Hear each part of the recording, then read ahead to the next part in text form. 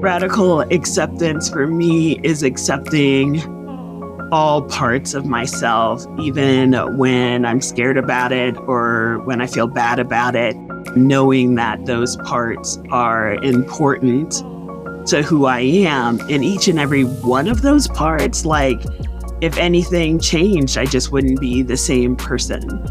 And so loving who I am and loving all the parts that make up that person, I think, is radical acceptance. Hi, love. Welcome to Queerify, formerly known as Quests, a journey to wellness. This is where we demystify wellness for QPOC. And in case you didn't know, I'm V, aka Love Ness Monster. I'm a two-spirit human, joy influencer, and all pronouns accepted. And happy new year. I don't know about y'all, but this year I feel very, very intentional. Not only intentional, but also like I know the benefits of just getting my ass out into nature. At the end of last year, I started a little bit of like these morning walks just to get that medicinal sunshine, that morning sunshine, that pure good D, vitamin D, nasties. But yeah, that connection to nature, whether it's just like walking around the neighborhood or like going out to like a cute trail or something, it just feels good, getting that fresh air. So this year is going to be more intentional with more walks outdoors. I was recently chatting with one of my buddies who's been feeling stuck and kind of like stagnant in his energy. And I'm like, okay, well, what are you doing? And the routine of life, it seems, is what he was up to. But I was like, well, get out to nature. And, he's like, well, I got limited time. I'm like, you can walk around your block. And he's doing it. And it's breaking up that stagnant energy in life. And honestly, you will see the power of fresh air. I want to tell y'all a little bit about the guests we're having today because they also inspired me to get my ass outside. And they've been inspiring me for a few years now with the work that they do. I've been following them on Instagram, and their name on Instagram is Queen Work, but their name is Parker McMullen Bushman. They go by they, she. They're self-proclaimed trailblazing diva in the conservation and environmental movement for now over 25 years. And, they are doing some amazing work. They even had their own TED Talk, y'all. And it's about how racism is killing the planet. But go to YouTube, go check it out. It's amazing.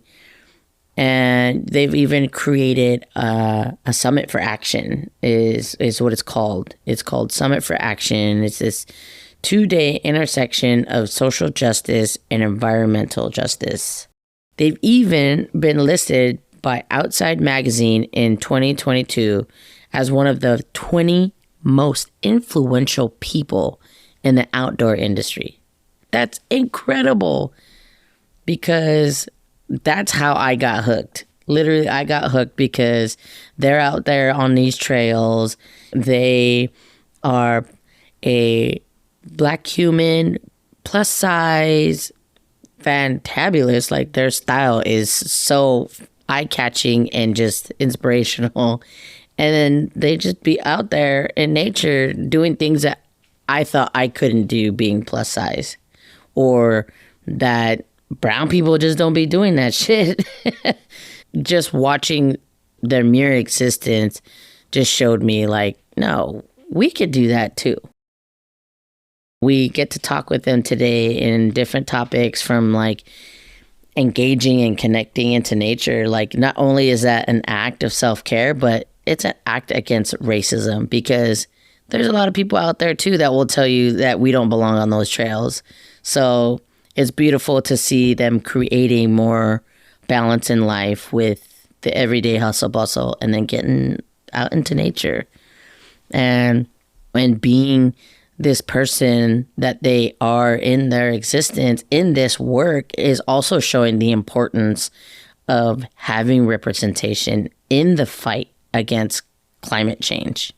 And it's just so inspirational to hear their story. I hope that you really enjoy what they have to say. And if you do, share this episode with somebody that you think also needs to get their butt outdoors or is missing a little D in their life. And I'm talking about vitamin D, y'all. Enjoy the episode. My name is Parker McMullen Bushman. I am a pansexual, non-binary, fat, Black person. My fun queer fact about myself, I don't know if this is a queer fact, but it plays into my queerness. So I'm also poly, and I have a nesting partner who is opposite gender or perceived to be opposite gender from me. A lot of times people don't know I'm queer, whether it's because of my nesting partner or also because I'm Black. People see that first and I think assume that first. So fun fact, I'm queer. Yay. And poly. And poly. Yeah. Well, what about your pronouns? Oh, my pronouns are they, she. Okay, because I just want to make sure I know how to refer to you. Because in my mind, I'm like, yeah, what's up, Queen Work? And I was like, no. Not just the IG name. You have a real name. That's right. You can call me Queen. No, Parker's my name. Yeah. I actually was watching some of your stuff on YouTube and realized that Queen is an acronym. Yes, it is. Queen, spelled Kween, stands for Keep Widening Environmental Engagement Narratives. Yes. Yeah, I saw that. Both of us saw that on the TV. Me and my partner, we were like, ooh. Love an acronym. Oh, definitely do. And it's crazy because actually, speaking of Instagram, that's how I came across your work. I think my algorithm, I was cleaning it up just because I had a bunch of people who were like already fit, teaching me how to be fit. And I met Roy Belzer at the bar that I work at. He's a plus size like fitness trainer. And I think the algorithm like pushed a lot more folks like him towards me. And you were one of those folks. And I was like, yo, this human is incredible. I would love to have them on this podcast. And the team instantly also fell in love with your work and just like your energy. So I'm really excited to have you here today. Oh, thank you so much for reaching out and for having me. Yeah. So before we dive into the deeper stuff, I wanted to ask a couple like nature questions that are a little bit more fun, but also just to say a little bit about you. Okay. And for those folks who don't know Queen Work's work, she is out there in nature, breaking down barriers, like doing the damn thing, like showing people like you don't have to look a certain way to be out here, which inspired the heck out of me. So I wanted to ask you, like, how would you say that incorporating nature in your life, would you say that it has directly impacted your own wellness? Oh, definitely. It's funny, my journey through nature, or how I have termed my journey in nature, has changed over the years because I didn't think that I was very outdoorsy, but I loved getting outside. I just, the things that I was doing weren't the things that I saw pictured. But I noticed that when I was spending time outside, whether it was like a walk around my block where I grew up in the Bronx, or like going to a local park or having a picnic or whatever, like it just felt good. And it still feels really good to be outside. And it wasn't until later that I actually started learning about the benefits, the medical benefits of being out in nature and how it affects your mental health and your physical health. So I was self-prescribing before I even knew that it was all that beneficial to my wellness. Nice, nice. And here's a little fun question. What's something that you like to do that might be unexpected that you do in nature and it brings you joy? Dancing. Yes. I love dancing. Like I get my little headphones in and I groove on down the drive. I might have to stop for a little dance break, shake it out. Like I love dancing on the trail. And sometimes, my level of embarrassment when being caught by people like shifts from day to day. Some days I'm like, hey, you, like, and there's some days I'm like, boop. I was doing something. I got a bee, that was on my back. Right. Do sometimes people join in on your little dance Yeah, party? I've had a couple of times, that people have joined in. I actually did a video about it because I do it so often and get caught by people that was me dancing on the trail, saying that I was checking out the trail vibes, and then some people who had like danced with me earlier, I was like, come back and let's do a dance. So they like walked up and they started dancing with me. How fun. I would definitely pass you on a hike and join the dance for sure. That sounds so awesome. And just sometimes we forget to do those silly things that really just bring us joy because we're always so like wrapped up in we gotta be an adult. Those little things like really impact us hugely. Because I catch myself doing that sometimes on BART or our local transportation out here, like our trains and buses and stuff. Yeah. And I would just have my headphones and I'm just like, and right. I'll see somebody cross to smile. I'm like, that's what it's about. Because if the music doesn't move you, what are you doing? What are we listening to? Like, it should make you move your body. Absolutely. You should think, my body's just doing that. Sometimes the body just goes, and I love music. But anyways, let's get into this. And talking about like that inner child coming out and being in the dancing, I wanted to know, how did young Parker shape who you are today? Oh, goodness. I mean, so much, like I think a lot of what I do today is shaped by not only the people who impacted me positively, but also things that impacted me negatively and wanting to make sure that other people didn't have to go through the same things. I grew up in the Bronx. Both my parents are from South Georgia. And they moved to New York separately. Families came up during that time of the Great Migration. And they met each other, had 3 kids. And I spent a lot of time out in the city streets and exploring. My dad and I used to go and collect aluminum cans. And that was because you could give them 5 cents a can back in the day. And I remember really gaining a sense of place through those walks, not only the city streets, but like I was really interested in the environment around me, the trash that I saw on the ground, the animals that I saw around, like all of that had like an impact on me. I complained about it so much to my parents about the trash on the ground that my mom told me, she was like, I don't know what we can do about that. You should write a letter to the New York Times. So I did. I actually wrote a letter to the New York Times. How old were you? A youngster about my care about the environment. But even though I had like that deep care, I never had anyone telling me that I was an environmentalist. I never had anyone telling me that I was helping to save the planet or that my actions mattered. And I think that really shaped how I viewed the profession that I'm in now. I didn't even know it existed.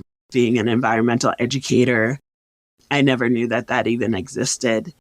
And so I think that those times I gained a sense of place and a connection to nature during those times as a kid. And that was very formative for me.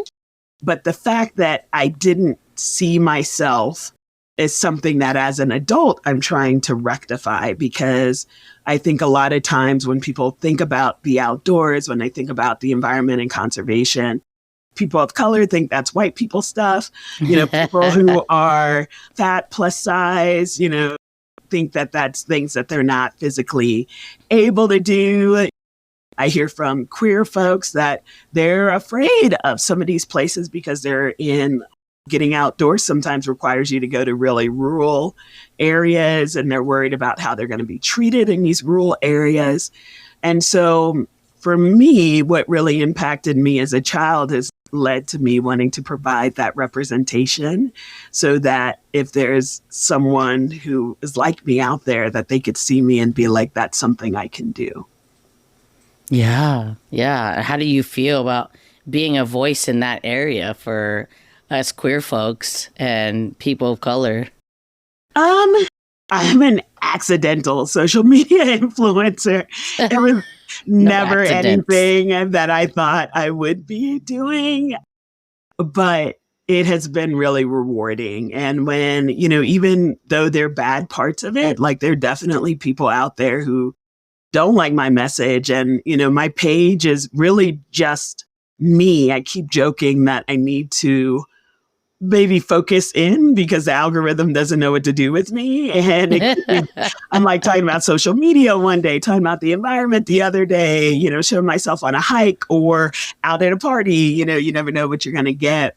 But being on social media, it comes with bad things and people in my comments and in my inbox that are wishing me not great things. And then it comes with really great things when people message me or comment and tell me how powerful it was, or how, much they're like, oh, I didn't think I could do that, but now I'm going to try it. And I think that makes it worthwhile for me. I've definitely been one of those inspired folks by your work. So, those people in the comments, they won't tell you in person, but they'll tell you in the comments. How do you work through some of these aggressions, whether they're micro or macro, whether they're on social media or during your TED Talks in the crowd? I think it depends on also like how I'm feeling in the moment.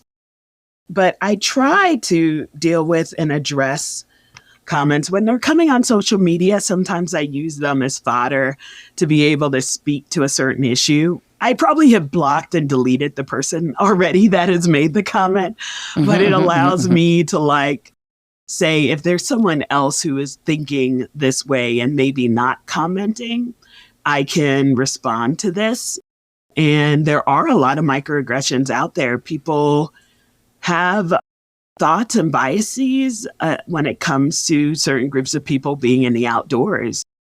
As a fat person, people leave comments like, oh, they're not hiking anywhere but to McDonald's, or, all sorts of things on the trail. People will be like, oh, well, it gets really steep over there. Or people will make racial comments on some of my social media posts, especially when I'm working with brands that kind of push out my content. Folks will be like, what is this gorilla? I often wear head wraps. So they're like, what's on its head? Just all kinds of weird things. And then queer, folks when I talk about my queerness, people are like, why are you shoving this in our faces? Or why do you have to talk about this? And my hope is that by addressing these things and by being out there, that I am maybe providing some representation that someone hasn't had before, in a way that they haven't been exposed to before, and that it might help change their mind about some things. But whether I'm able to respond has to do with my how I'm feeling that day, how many spoons I have. That's real. Yeah. I mean, because of you and your inspiration, I consider myself also fat. And I ended up walking in the redwoods in Oakland on a hike for 4 hours. Yes. And all I kept thinking in my head was you and all your folks on your hikes. And I was like, they're showing me I can do this, so I can get to the end. And I made it to the end. Yeah. I didn't give up. I did it. That's awesome. So, yeah. And I get inspired by other people. So, like, one thing that I've been trying over the last couple of years is skiing. And I never thought that I would go skiing, didn't think that I could do it.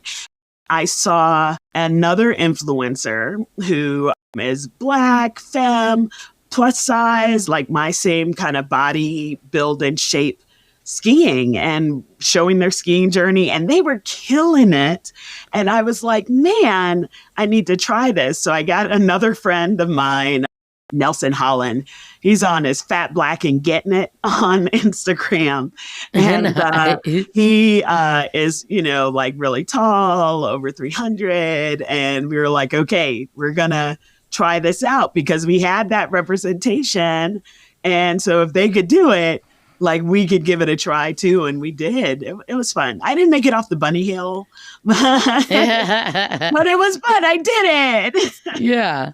And the fact that like, regardless of all of these aggressions or all these like different people telling you that you shouldn't be there or you can't be doing it, you're like pushing through that barrier and you're like, no, I'm going to do this. Yeah. And because I can do this is huge, because I feel like if you weren't doing something right, you wouldn't have all these haters. True. Haters gonna hate. Absolutely. And the fact that like you were saying that you're like your algorithm, like you're trying to like get it to like figure you out because you are a lot of life that you can't put in a box. And how do you keep coming back to yourself, even people keep trying to pull you out of you? I don't know. I have to spend time also for myself. I got to a point early on in my social media career where every time I hiked, it was for content and not for enjoyment anymore. And I was getting away from why I actually enjoyed it and started doing it. And so I realized that I had to make time for just me to be myself with my family and my relationships and not also a commodity. And I think that has helped me to be able to also keep going that side that is for social media and everything else.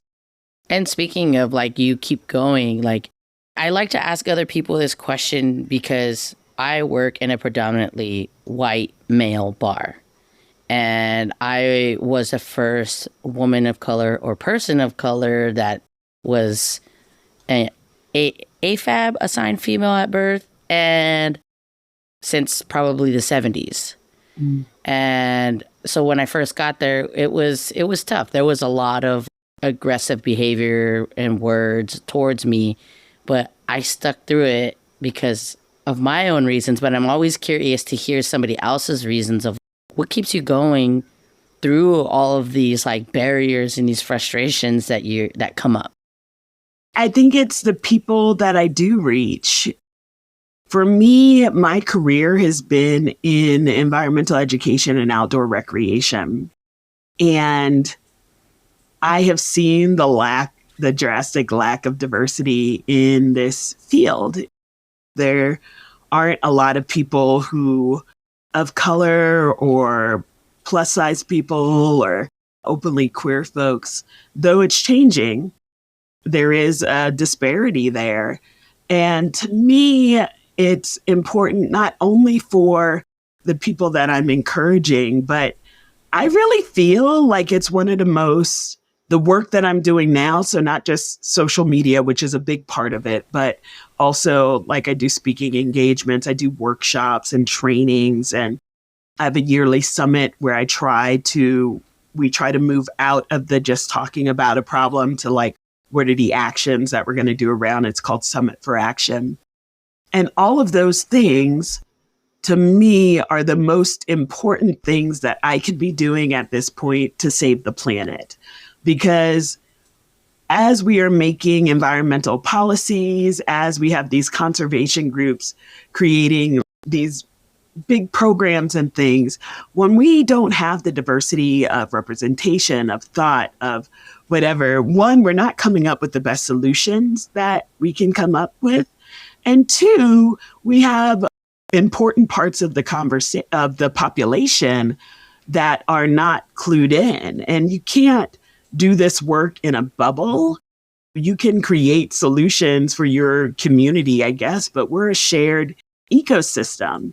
And by 2045, we're going to hit the demographics in the United States where our white demographic will be 45% of the demographics instead of the 60% that we're at now. And so people of color are going to make up a huge portion of our population. And if we don't have those folks involved in this work, then how are they going to feel about public lands? How are they going to feel about other things that are happening? Will they continue to vote to fund these things? Will they continue to support the conservation of our land, right? Yeah. So I feel like it's the most important thing that I can be doing. Also, climate change. We ain't come up with the solution yet because we don't have the right people at the table, and we're not looking at Indigenous voices and having them lead the way. And until we can get there, we're not going to come up with the solutions that we need to solve things. Absolutely. I couldn't agree with you more. There's so many Indigenous people all over the world that are revolting, that are getting together, that are speaking up, like the Maori people. Yes. Like, right now, that movement is so powerful. Like, I get the chills. It is so powerful. Oh my goodness. I've been seeing the videos on the socials, and when she ripped that bill, right? And like I was like, yeah. I was with her like, yes. Yeah. And the elder next to her with that big old smile. Yes. Yeah, it's incredible to see that. And also just like a lot of these conservation solutions that people are trying to find, like Indigenous peoples have had these answers since before these governments were even established. That part. Yeah. But yet nobody's reaching out to them of like, how do we do this? And instead they're not including Native peoples because they're still having their chins up to us natives. Yep. So I love that you're doing that work and you're pushing through it and you're being the representation that we all needed. So crying. Yeah, well, I'm glad that like that touched your heart enough that it'll make you feel that way because I mean that. I mean, like, even me as a kid, when you're explaining how your folks weren't telling you that was environmental justice you were doing, I was the same way as you. Like, if one of them like threw away some recycle thing, they're, oh no, V's gonna see you throwing that in the trash. You better put that in recycle. Yeah. And like at some point, I believe that like we get the messages that we don't need to worry about that and don't do that. And that's not for us, or that's for rich people, or that's whatever. And because I definitely got those messages as a kid. And I think that in order for this movement to be really what it could be, we have to start letting people know, especially low income folks, like, we were already doing sustainable actions out of necessity, right? Like my grandmother reduced, reuse because we were poor, right? Washing out Ziploc bags, turning them inside out, like all of the dry, all of those things. My uncle would ride his bike to work, almost 30 miles, counting there and back. And no one told him he was a long distance biker, or that he was helping to deal with the effects of climate change. We don't couch it that way. We tell the stories that you have to be wealthy. You have to be able to buy enough of reusable things that all of your trash can fit in a mayonnaise jar for the year, and then you are like doing it right. And that's not true. And we've seen that when we talk about consumption and goods, that studies have shown that our white demographic is predominantly, even when we account for demographic size, are over consuming resources and goods, buying goods, and that people of color are often the ones that are dealing with the pollution from the goods and services that have been purchased by our white community members. And so if someone is buying a backpack from REI, where is the plastic for that pack being created? Where is the mesh being created? Where are the fumes that come out of the process of creating that goods happening? And a lot of times they're happening in Black and brown neighborhoods, but they're not the ones purchasing these goods, right? And so we get so many messages about sustainability, so many messages about who's creating the issues and leaving large swaths of our population not engaged. Yeah, which is crazy. Like, because that makes me think of like several issues from like all the clothing in Ghana all over the beaches to all this stuff in. Yes. That part, that part. Because we think, whenever I talk about like our need to pull away from fossil fuels and to think differently, people are like, why are you looking at us? It's not even us. It's China. It's Africa. You need to go to those countries. And I'm like, are you delusional? Like, where are the goods going that China is producing? It's coming here to America. And if we did not have the amount of consumption that we have, they would not be creating all the goods that are leading to that pollution. We are shipping loads and loads of fast fashion onto African countries and saying that you have to take it. We have deals made up with them as a nation that they are required to take this refuge.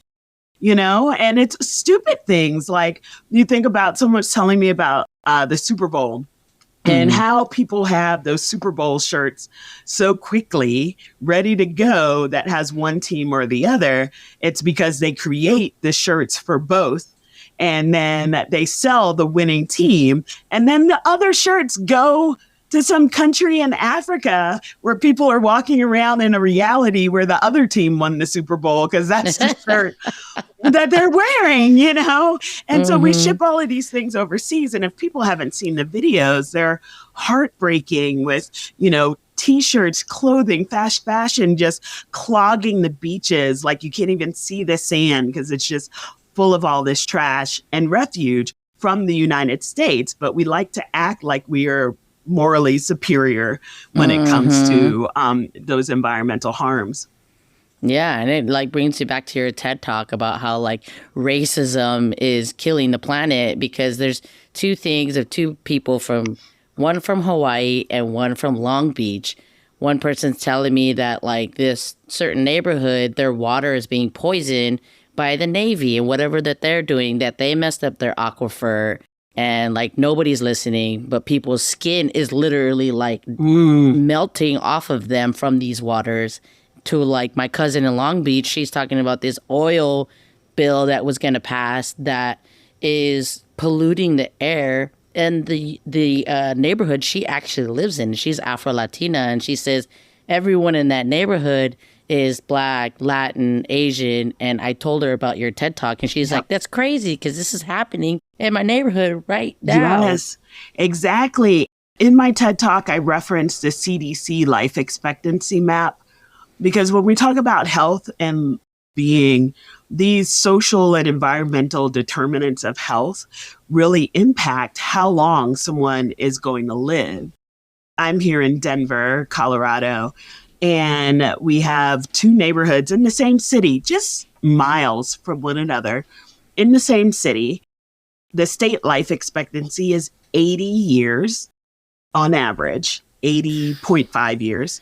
We have one neighborhood that is majority white, pretty wealthy, lots of access to green spaces, has pretty good air quality for the city. They, on average, have an 85-year life expectancy. To go across the city to the predominantly Black and brown neighborhood that was historically redlined, that currently is home to the state's only oil refinery. People there have high levels of asthma and other respiratory diseases. They, on average, have a 2% tree cover so not 60, a 2% tree cover. And they're less able to deal because of that with the effects of climate change when we're talking about heat and flooding. And their life expectancy in that neighborhood is 72 years. And so within the same city, we have two neighborhoods that there's a 13-year difference in life expectancy between those two neighborhoods. And it's really wild, because it's not only like we often put onto things that we have this value around capitalism and around what people should be doing with their time. If folks are really wealthy, we say that they deserve it and they deserve all the things that come with that wealth. And when folks are poor, we say that they haven't worked hard enough or they don't care enough. And this mind state, I think, also leads to us other areas of our lives. Like when people are in neighborhoods that are like that are environmentally poisonous to them, we say, oh, they should leave, they should move, and they have a choice. And if they, why are they living in a food desert? I've actually had people say that to me, not understanding like the socioeconomic impacts, and that because someone is poor, that they literally will live not as long as other people. And I don't think that that's right or fair. Yeah, it's definitely not. And it's there was two things that you had mentioned. Well, the first thing was that it's coming to mind is the tree cover. I had seen aerial pictures that someone posted of literal neighborhoods side by side, and you could see all these trees on one side and no trees on the other side. Yeah. And I was just like, well, why is that happening? Why is it so important for all these trees to be concentrated in this area and not in this? And it's the same city, the same government. Yes. Same city. Y'all are planting the trees on the sidewalks. And why? Y'all are planning for the parks. And why? Yep. Yeah. So it really blew my mind. So to hear you say that, it was just kind of like, I actually seen that and I didn't like register what it was. But you also said redline. Can you tell me a little bit more what that means? Yeah. I sometimes show maps around this, but it's interesting. We had so many things going on in history. We were in the middle of Jim Crow laws, right, which had segregation in a lot of places. We had the Great Migration happening where a lot of Black people were moving out of the South and into cities or in the North and in the West around the US. And when people moved into these cities and got into these neighborhoods, there were questions there, like people were wanting to separate themselves from the Federal Housing Administration listed it as Negroes, foreign-born, and low-grade populations. And so, in a lot of spaces, they didn't have necessarily segregation, but they had redlining. And redlining was a practice where the Federal Housing Administration actually drew maps around certain neighborhoods and cities across the United States. And they told lenders and insurance people that they should not invest in those neighborhoods. They shouldn't give loans to those neighborhoods and other things. And basically disinvesting in the neighborhood completely, meaning that the things that would normally have been built up over time in a neighborhood, like grocery stores and other resources, like these communities were disinvested in, held in poverty. And then the other part of it is that often when zoning officials would have to give permits to industries and things like that, they would zone and permit those neighborhoods that were redlined. And so we see certain things happening, and you can see kind of the patterns across the United States of how things have been impacted through this history. We have roads that were impacted, right? If you have a major highway going straight through a neighborhood and a highway that is curving around, going a wiggle around a place, a lot of times it has to do with the population of people that live there. And if the population is low income, if the population are people of color, oftentimes they get their neighborhoods dissected by these huge highways. Also, where factories have been put and pollution causing industries often in these areas, and people would say things like, oh, we're going to put it in this neighborhood because they're poor over there and they need jobs and they don't have a lot of resources.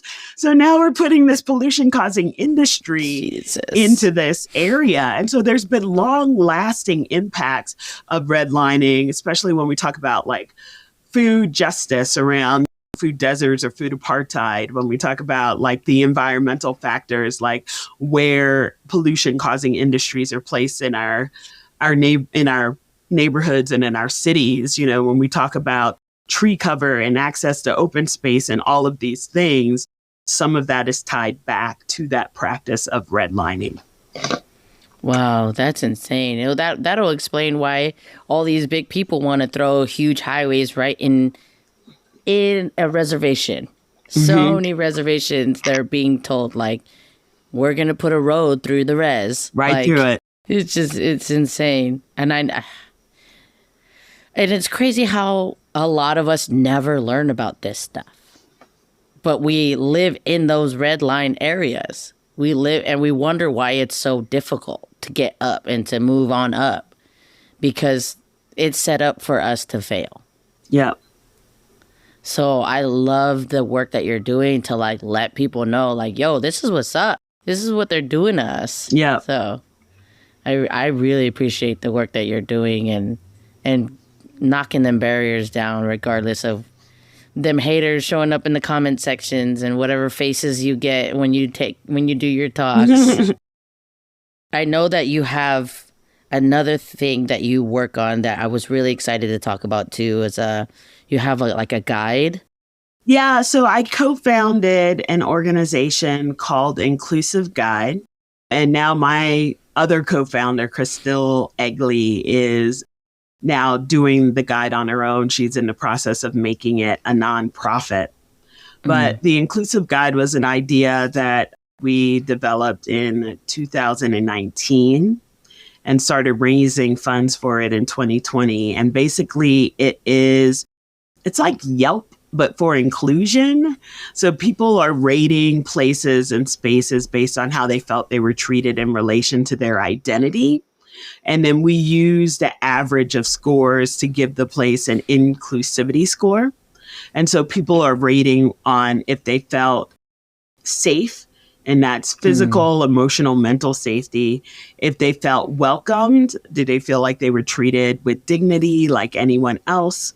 And if they felt celebrated, did they feel like they saw themselves represented in a place? And so like if I go clothes shopping, are there Black mannequins or are there pictures of Black or fat models, in their things up around the store, though I feel like it represents me. So that's what people rate organizations on. And they give us their data about their demographics and identities, so we can look for trends as well. So maybe a place is really great for Asian men, but Black men in wheelchairs have trouble when they go into the place, right? We can start to see how different demographics might rate a space. And our hope is that in the future, people can actually look for places, not just with their overall inclusivity score, but based on certain demographics. Like, I'm going to this place, I know their overall inclusivity score is pretty good, but when I look for Black, fat, non-binary femmes, the score is a little bit lower because the people who went there had a different experience than some of the other folks. That's incredible, because I saw something like that on Lovecraft Country, and they were doing like the across the country because I've always wanted to drive across country, but Yeah. I am terrified. So to have something to be like, okay, these are the safe spaces that you can go to on your way across the country. Yeah. And Like, that's what we wanted yeah. it to be. We were really trying to make it, we are trying to make it, and Crystal is taking on that legacy, like a modern day green book. That's awesome. That's so good, like, and so necessary. And it's crazy to think after all these years that is still necessary. Yeah. Yeah. I mean, they stopped using the green book they stopped printing it around the time of a bunch of civil rights coming in because they thought, oh, we don't need it anymore. Little did they know. Little did And all the workings that you do, like, how can people get involved? So there's a few different things. People, you can always follow me on social media under Queen Work, spelled Kween, and work is WERK. So follow me across. I'm not on X, but I am on TikTok, Instagram, Facebook, and Threads, if that's the new place to be.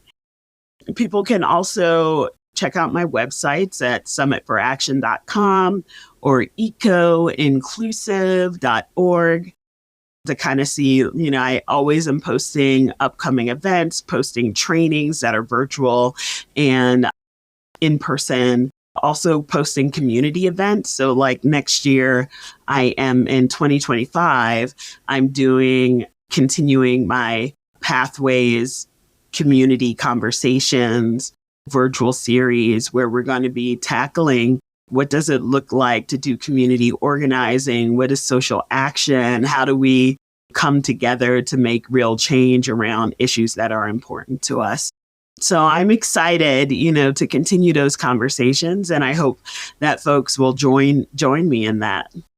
Yeah, and this is kind of a question for myself, but I'm sure maybe somebody else out there might be curious. Do we have to have a degree in any of these things to really make an impact or get involved or understand what's going on? No, not at all. So okay. The environment is something that we all have in common, and environmental literacy, I think, is important for everyone. And you don't have to have a degree in it, right? That's what is the coolest thing about it, like getting a connection to nature, going outside, all of that is free. There's no prerequisites. And then also, if you want to get into environmental movement and things, then there are lots of resources and things out there, ways for you to plug in and get involved. Awesome. Thank you. And we always have this last question to all of our guests. The question is, if you could describe radical acceptance in one word, phrase, or mantra, what would it be? Oh my goodness. I think radical acceptance for me is accepting all parts of myself, even when I'm scared about it or when I feel bad about it, knowing that those parts are important to who I am. And each and every one of those parts, like if anything changed, I just wouldn't be the same person. And so loving who I am and loving all the parts that make up that person, I think, is radical acceptance.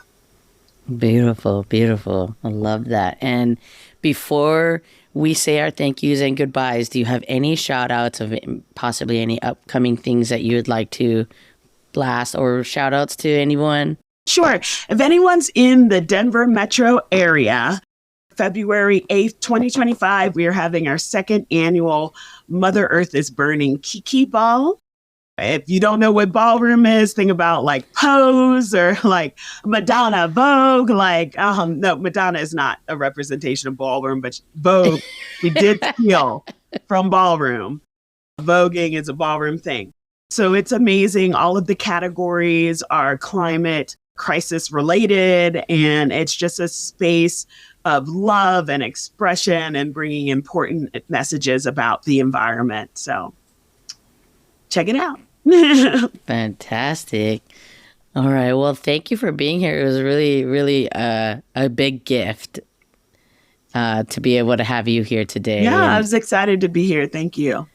Thank you. And everybody, go follow Queen Work on IG right now or any other social medias and get inspired, y'all. Tap that follow button, give us a 5-star rating and review, and hey, your review might end up on the show. This podcast is organically produced by Rafaela Landestoy, Leah Jackson, and myself, V. Vasquez. Editor and sound designer, Leah Jackson of Puka Puka Creative. Original music produced by Basque. His music is amazing. And emotional support by our fur babies, Nugget and Pukalani.